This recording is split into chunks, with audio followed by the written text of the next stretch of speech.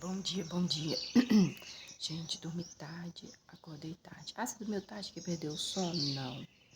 Foi besteira minha, que eu fui conversando com uma pessoa no Zap. E aí, eu fiquei até meia-noite conversando com essa pessoa. Então, eu já tô acostumada a dormir mais cedo, né?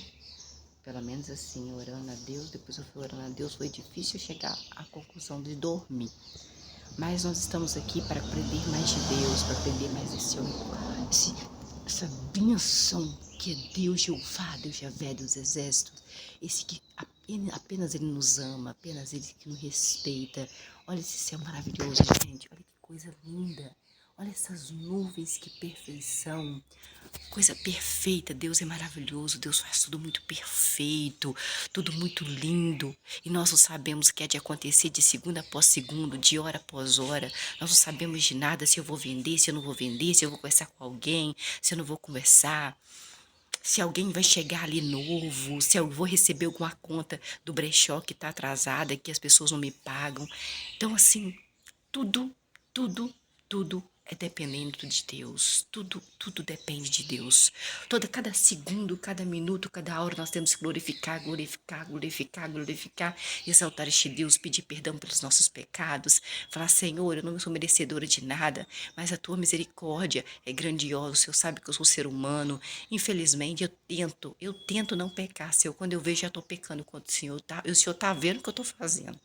E eu estou fazendo de tudo para lutar contra a minha carne.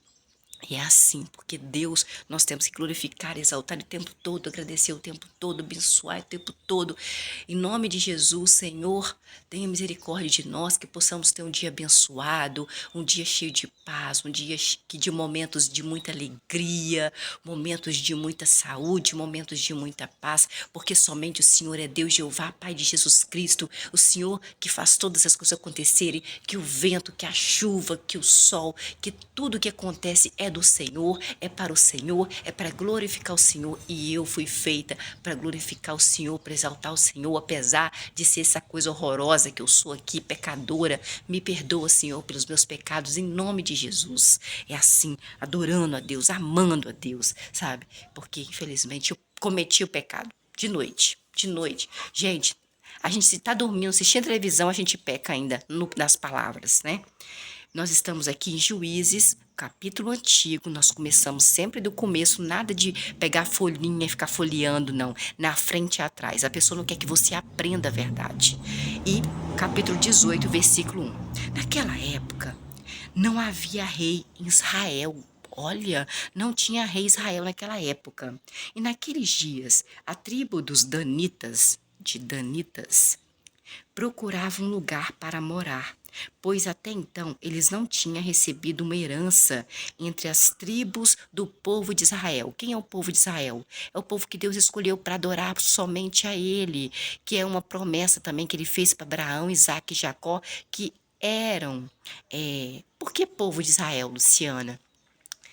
Abraão, Isaque e Jacó eram parentes, moravam em Canaã. Mas aí Jacó teve um filho chamado José, que é o José do Egito. Ele foi para lá, ele sofreu muito, é permissão de Deus. Deus fez isso para que ele fosse mesmo, era plano de Deus para que José fosse para lá. E o que aconteceu? Ele foi. E aí, chegando lá, ele foi preso, os irmãos dele, por inveja, venderam José. Iam matar, por inveja. Mas aí Deus não permitiu. Deus mudou a história. Deus fez com que viesse um homem que vendia pessoas como escravos e levou José para o Egito. Deus fez com que tal pessoa comprasse ele. Deus foi... Cada passo de Moisés foi tudo Deus que foi conduzindo. Como às vezes cada passo nosso é conduzido por Deus. Quando você pede, né? E ali José foi muito fiel a Deus, fiel a Deus. E ele foi abaixo do faraó, ele foi o homem que mandava no Egito. Mas o povo de Israel, Deus tinha prometido para Abraão e para Isaque que ia multiplicar o povo do Egito. Ia nascer tanto povo de Israel, ia nascer tanto povo, filho de Abraão, filho de Jacó, que Abraão, Isaac e Jacó, que ia inundar a terra. Então no Egito tinha muito povo, assim, descendente de Abraão, de Isaac e de Jacó. E nisso Jacó teve que morar no Egito, morava Canaã. Só que teve que morar lá porque Deus deu 7 anos no Egito de fartura e 7 anos de fome para que José fosse o segundo depois do rei, do faraó de Israel. Ele deu um sonho para o faraó, ninguém conseguiu decifrar esse sonho, somente Deus, que foi lá e contou para José qual que era. E aí o faraó ficou tão agradecido e ficou tão assim, né, que Deus fez com que na cabeça de faraó falasse assim: coloca José aí no segundo lugar, depois de você, somente José.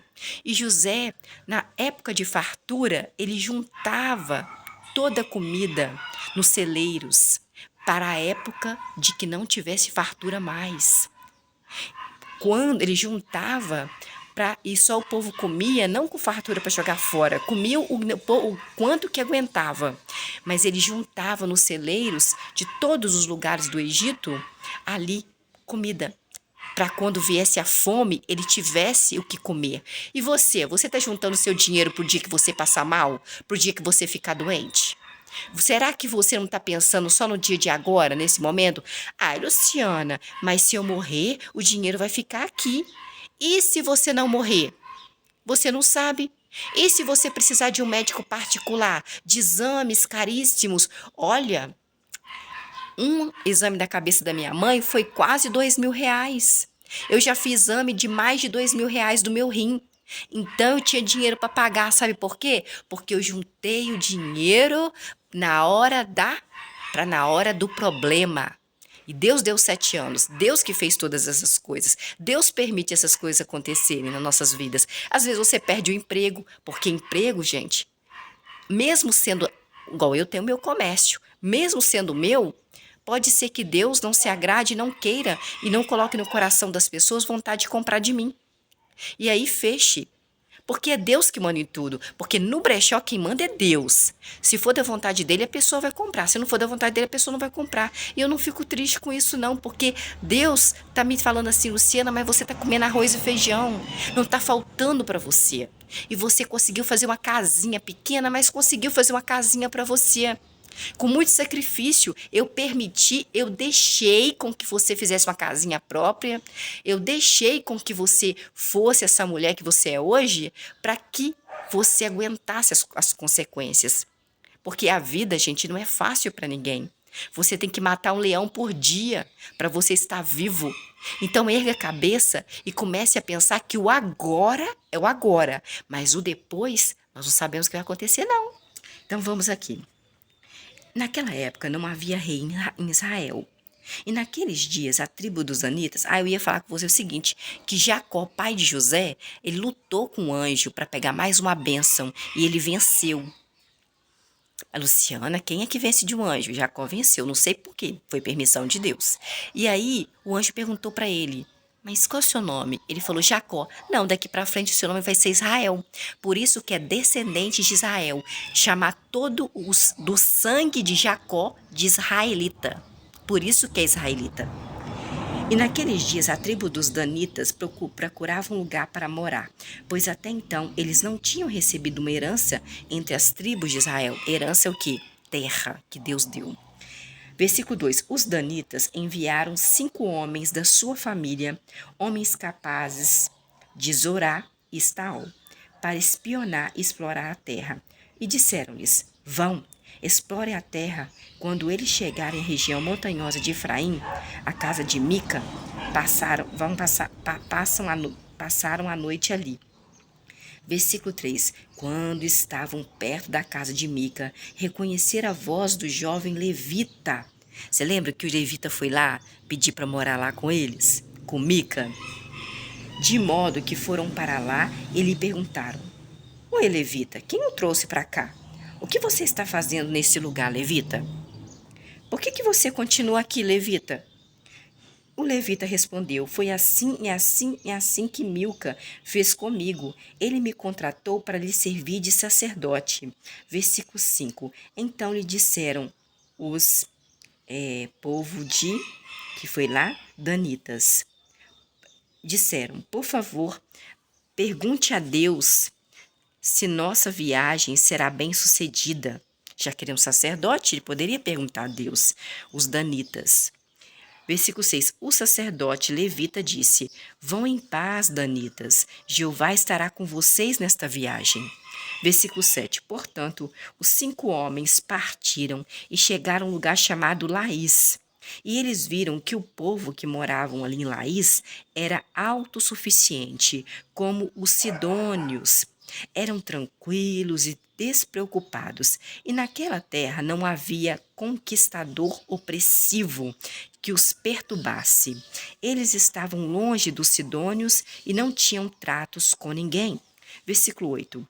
Quando retornaram a seus irmãos em Zorá, em Estaol, seus irmãos perguntaram: então, como é que foi a espionagem? Versículo 9. Eles responderam: vamos subir contra eles, pois vimos que a terra deles é muito boa, tá? Por que vocês estão hesitando, hein? Não demorem a ir tomar posse daquela terra, então.